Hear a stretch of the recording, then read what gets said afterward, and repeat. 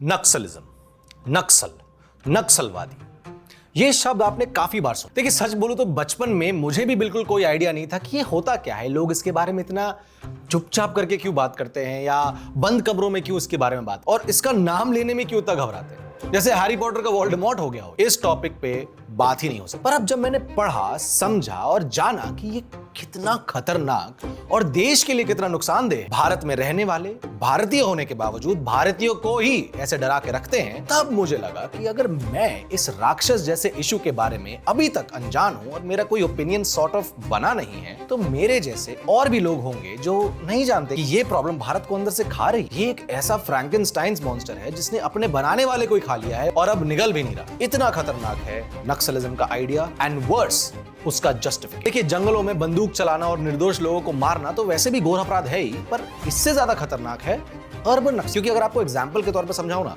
तो अगर अर्थ नक्सलिज्म है तो उसका जो एटमॉस्फेयर है वो अर्बन नक्सलिज्म। जैसे अर्थ का जीवन एटमॉस्फेयर के बिना नहीं चल सकता, वैसे ही नक्सलिज्म को जिंदा रखने के लिए अर्बन नक्सलिज्म। सवाल यही है कि नक्सलिज्म क्या है और अर्बन नक्सलिज्म क्या है और क्यों इतना बड़ा खतरा है इससे, इसकी शुरुआत कहां से हुई, अलग अलग सरकारों ने इसका मुकाबला कैसे किया और कौन सी ऐसी पार्टीज और लीडर्स हैं जो नक्सलिज्म को सपोर्ट करते हैं या अर्बन नक्सल्स को पनपने देते, सब कुछ बताऊंगा। और अंत में यह भी समझाऊंगा कि सिर्फ बंदूक या गोलियों से ये जंग नहीं जीती जा सकती, एक और जरूरी हथियार चाहिए। और हाँ, पहले से ही आपसे माफी मांग लेता हूं क्योंकि माहौल हो सकता है गर्म हो जाए, क्योंकि जब बात देश पर आती है थोड़ी गर्मी तो बनती है। तो वेलकम बैक टू गौरव की गाथा।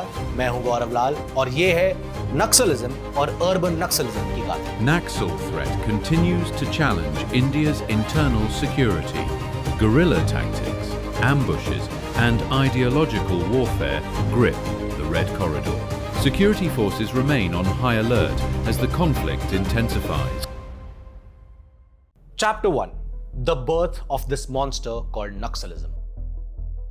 मई 1967 नक्सलिज्म का रूट बंगाल में स्थित नक्सलबारी अपराइजिंग में है, जो वेस्ट बंगाल के सिलीगुड़ी किशन सभा के अंडर चारू मजुमदार, कानू सन्याल और जंगल सौंथाल जैसे लीडर्स ने शुरू किया था। ये एक ऐसा रिवोल्ट था जिसमें लैंड डिस्ट्रीब्यूशन का डिमांड था और इसने नक्सलाइट माओइस्ट इंसर्जेंसी की शुरुआत। ये मूवमेंट चाइना के डिक्टेटर माओ जेडोंग की आइडियोलॉजी से इंस्पायर्ड था और ये वही माओ जेडोंग है जिसने 7 से 8 करोड़ लोगों की जान ली। अप्रैल 1969 में communist Party of India Marxist Leninist CPI-ML बनी और 1970s तक ये ओडिशा, मध्य प्रदेश और आंध्र प्रदेश जैसे स्टेट्स में भी स्प्रेड और यहां से नक्सलिज्म की आग फैली। आंध्र प्रदेश, ओडिशा, छत्तीसगढ़, झारखंड, बिहार, महाराष्ट्र और तेलंगाना। 1970s तक ये मूवमेंट 40 से ज्यादा ग्रुप्स में टूट गया। 1980 में कोंडापल्ली सीतारामैया ने CPI-ML पीपल्स वॉर बनाया। फिर 2004 में पीपल्स वॉर ग्रुप और Maoist Communist Centre of India merge होकर बने Communist Party of India Maoist, CPI Maoist with its armed wing People's Liberation Guerrilla Army, the PLGA। ये था नक्सलिज्म का ऑर्गेनाइज्ड रूप जो आज भी भारत के लिए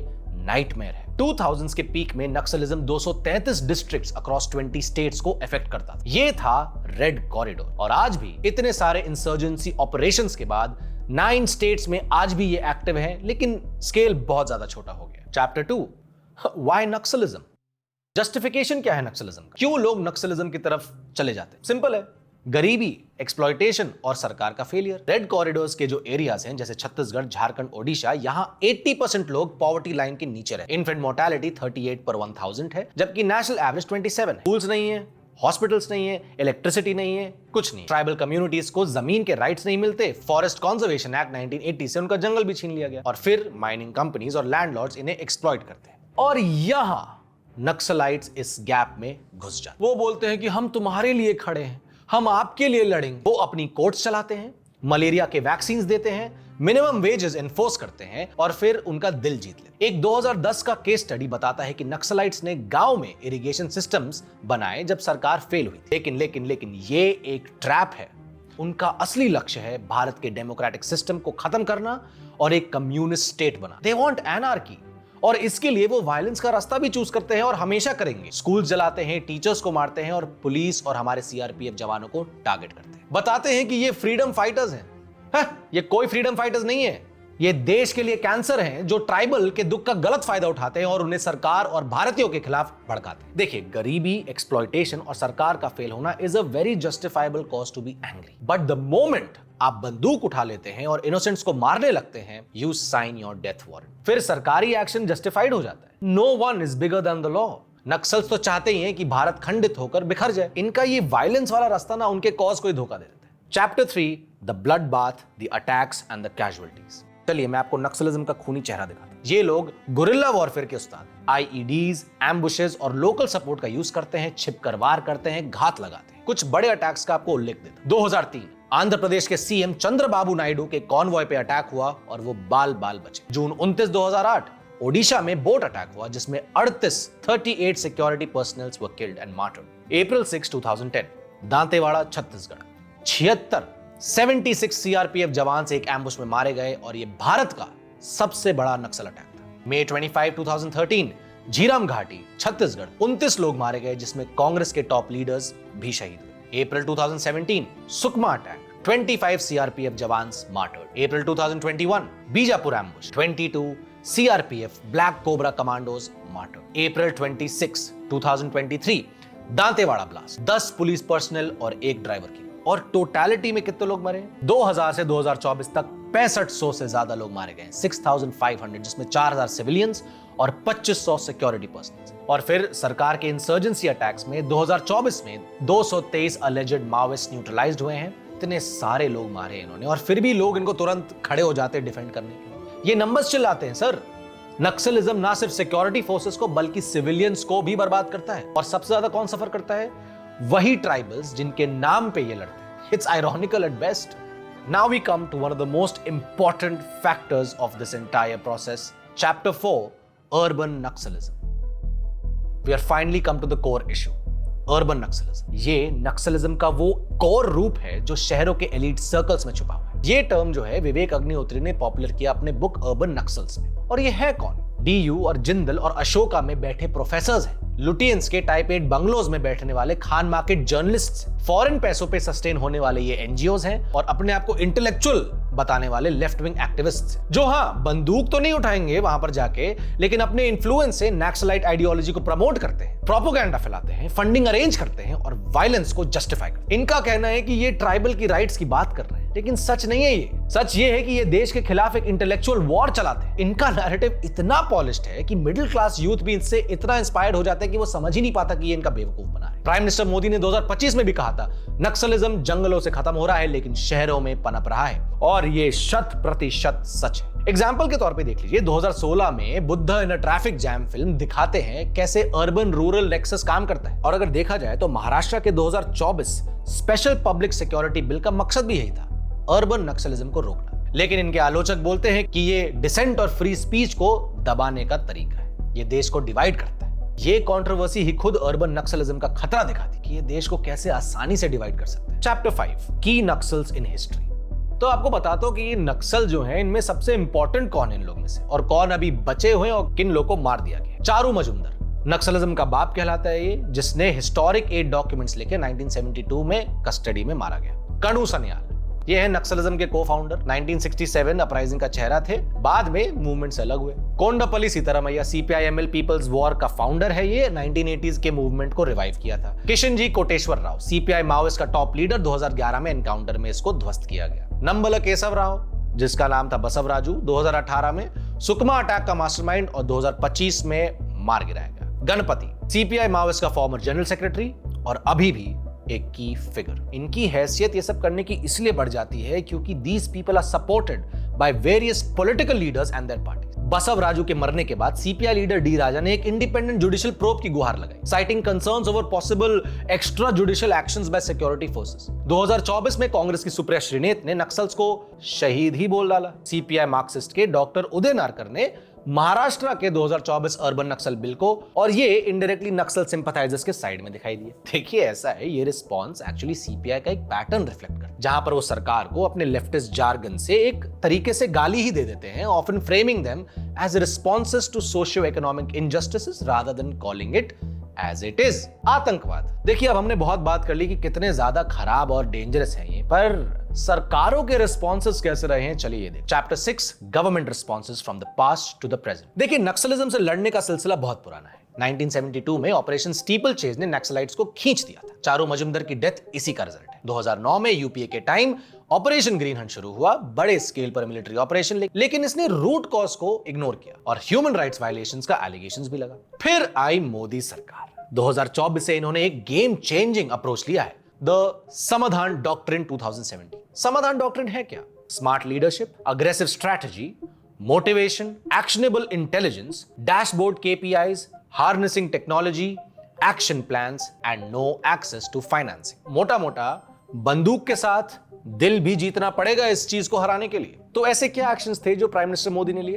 पहला, security. 70,000 CAPF jawan, 302 forward operating bases, 612 fortified police station, 2014 में सिर्फ 67 से, mind you. Drones, smart guns और काउंटर IED ऑपरेशंस का यूज। डेवलपमेंट, 3500 करोड़ का project, 17,600 kilometre roads, 234 Eklavya schools, 5,000 mobile towers, 2,796 bank branches, 4,903 post offices, 1,077 ATMs, schemes जैसे स्वच्छ भारत, आयुष्मान भारत और PMKVY ने tribal areas में लाइफ बदली है। फिर आता है रिहैबिलिटेशन। 2000 से ज्यादा सरेंडर्ड माओइस्ट्स को जॉब्स और ट्रेनिंग दिया गया। फिर आता है फाइनेंशियल क्रैकडाउन, डीमोनेटाइजेशन और PMLA ने नक्सल फंडिंग को तो खत्म ही कर दिया। फिर आता है 2025, ऑपरेशन जीरो इन छत्तीसगढ़, 10,000 जवान, 67,000 security personal, 320 camp in Bastar, 31 Naxalites neutralised in 1 Bijapur encounter. ये सब दिखाता है कि सरकार फुल फोर्स में है and they are in a no nonsense mood right now. But why has the Modi government been able to actually address this entire issue more than other governments? देखिए, मोदी सरकार तो कहती रही है नक्सलिज्म अब मौत के मुंह में है और नंबर्स इसे बैक करते हैं। दिखाता हूं आपको। 2010 से 2022 तक वायलेंट इंसिडेंट्स 77% कम हुए, डेथ्स 90% कम हुए। 2010 में 1005 और 2022 में 98।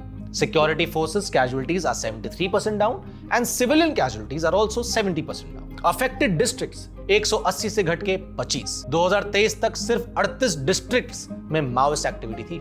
2025 नंबल केसवरा बसवराजू न्यूट्रलाइज हुआ। ये बहुत इंपॉर्टेंट था। He was one of the top most Maoist leaders. Bastar में Maoist strength almost 1000 armed fighters और 15,000 अफिलिएट्स तक सीमित हो गई है। 375 मिलियन रुपीस के 10,000 से ज्यादा project, 85% have been complete. 5,148 kilometre road, 130 Eklavya schools, 5,000 mobile towers. ये सब तो नक्सल के कोर इशू को ही एड्रेस कर रहा है। फिर 2024 में मोदी सरकार ने 4 pronged स्ट्रैटेजी अपनाई और इन सब में गृह मंत्री अमित शाह का खास इंपैक्ट इस पूरे नक्सल क्लीनिंग में लगा। उनका टारगेट ही है कि मार्च 31, 2026 तक नक्सल फ्री भारत हो जाना चाहिए और ये काफी रियलिस्टिक लगता है given how hard the government has been on this कि 2013 से 2023 तक वायलेंट इंसिडेंट्स 48% कम हुए और 2024 में तो 223 माओइस्ट न्यूट्रलाइज हुए थे एक साल में ही। नंबर्स चिल्ला रहे हैं कि मोदी सरकार नक्सलिज्म की कमर तोड़ने पर तुली हुई है और तोड़ के रहेगी। पर देखिए, सवाल फिर ये भी उठता है ना कि पहले की सरकारें ऐसा कुछ क्यों नहीं कर पाई? सिंपल है,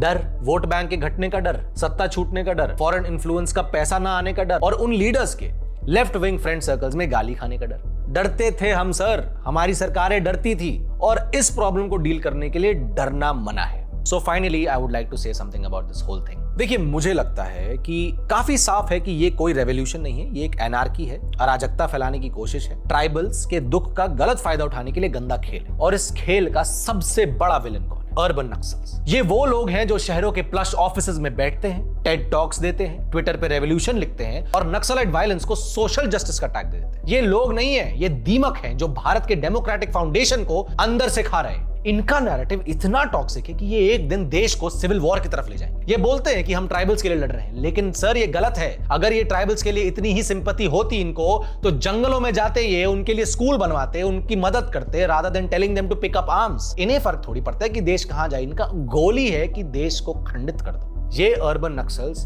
भारत के लिए साइलेंट किलर है क्योंकि ये आइडियोलॉजी को जिंदा रखते हैं जो एक दिन हमें खा जाए। तो मुझे लगता है कि इनको पकड़ने के लिए कुछ नए लॉज और कुछ नई चीजें हमें अपनानी। पहला, we should tighten laws around urban Naxal. हर एक स्टेट में महाराष्ट्र के 2024 स्पेशल पब्लिक सिक्योरिटी बिल जैसा लॉ लाओ, जो भी वायलेंस को जस्टिफाई करे उसे पकड़ो। Freedom of speech comes with reasonable restrictions. दूसरा, फाइनेंशियल स्ट्रैंगुलेशन। इनके एनजीओस, ट्रस्ट्स, फॉरेन फंडिंग के सोर्सेस सबको बंद करो, हवाला नेटवर्क्स को ट्रैक करो, एक एक पैसा फ्रीज करो और इनको पकड़ो ये कौन कर रहे हैं, कहां बैठे हुए। तीसरा, एक्सपोज एंड शेम। मीडिया और सोशल प्लेटफॉर्म्स पर अर्बन नक्सल्स के नाम पब्लिक करो, इनके लेक्चर्स, बुक्स, ट्वीट्स का असली एजेंडा एक्सपोज करो, ताकि इनका सोशल इन्फ्लुएंस कम हो और इनका पर्दाफाश हो कि ये सोचते कैसा। Ideological war, I think this is the most important one. The place where they actually do well is here. Universities और स्कूल्स में कैंपेन्स चलना चाहिए, नक्सलिज्म का असली चेहरा दिखाना चाहिए, यूथ को बताना चाहिए कि ये आइडियोलॉजी सिर्फ डिस्ट्रक्शन लाती है, सोल्यूशन बिल्कुल नहीं। It makes you hate people, it makes you hate your family, your friends, your country, everyone. और ये सबसे इंपॉर्टेंट है because their biggest weapon is you. दिमाग में कीड़ा डाल देते हैं कि अगर आप इनके विचारों को नहीं मानेंगे तो आप बिगेटेड और फैसिस्ट हैं। तो हाँ, है ना हम बिगेटेड और फैसिस्ट, क्योंकि अगर देश के जवानों के मरने पर भी आपका खून नहीं खौलता है तो क्या है ये खून? फिर आता है डेवलपमेंट ब्लिट्जक्रीग। रेड कॉरिडोर के हर गांव में 3 साल के अंदर हमें इलेक्ट्रिसिटी, वाटर, स्कूल्स, हॉस्पिटल्स और जॉब सब देने चाहिए। हम दे भी रहे हैं, पर और ज्यादा हो। ये ट्राइबल यूथ को स्टार्टअप्स के लिए फंड देना चाहिए ताकि नक्सलाइट्स का नैरेटिव खुद ही कोलैप्स हो जाए। और नो मर्सी ऑपरेशंस। देखिए, ये सब अच्छी चीजें तो हम कर देंगे, लेकिन सिक्योरिटी फोर्सेस को अनलिमिटेड पावर दे देनी चाहिए। ड्रोन्स हो, एआई हो, सैटेलाइट्स, एडवांस वेपन्स, सब they are actually killing our people. तो हमें भी क्यों फर्क पड़ना चाहिए जब वो हमारे सीआरपीएफ जवानों को टॉर्चर करते? So that's my entire point. Bharat को तोड़ने वालों को तोड़ना अनिवार्य है और ये एक सच्चाई। और ये करने के लिए जो भी करना पड़े हम करें। साम दाम दंड भेद, whatever it takes। तो ये थी नक्सलिज्म और अर्बन नक्सलिज्म की गाथा। कमेंट बॉक्स में अपनी राय जरूर शेयर करें और मुझे बताएं कि क्या नक्सलिज्म भारत के लिए सबसे बड़ा खतरा है या कुछ और अगर आपको ये वीडियो पसंद आए तो लाइक, शेयर और सब्सक्राइब करना बिल्कुल ना भूलें। बेल आइकन दबाएं, क्योंकि ऐसे ही विचित्र फैक्ट्स और ओपिनियंस मैं लाता रहूंगा और हमारे भारत को तोड़ने वालों का पर्दाफाश करता। तो फिर मिलते हैं नेक्स्ट वीडियो में। तब तक के लिए जय हिंद, जय भारत।